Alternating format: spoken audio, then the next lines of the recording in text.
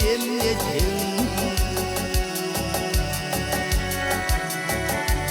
nice iş akıl bilen cennetin gele cennetin Dilek çaşı bir gün hasap takmırdın Şu can hazlığını hayır kazanın İlhe kazanın Yer astına gidin kuğa takmırdın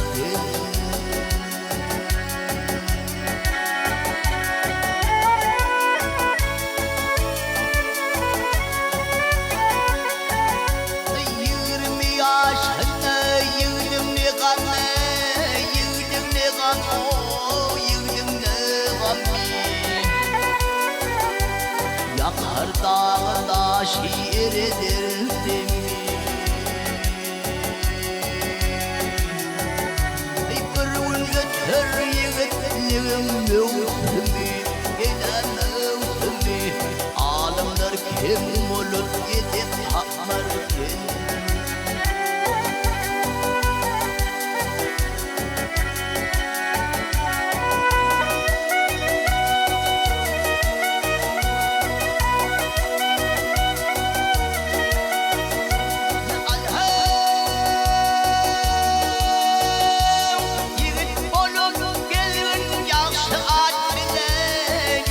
At bilen, yaxşı at bilen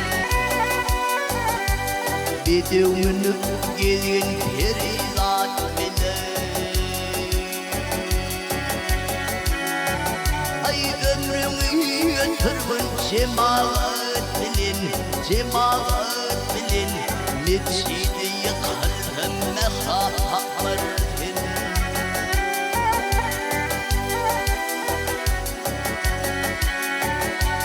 Berummal hemmuli tiçik joş hulli Gele joş hulli Bir kademe içip canın hoş hulli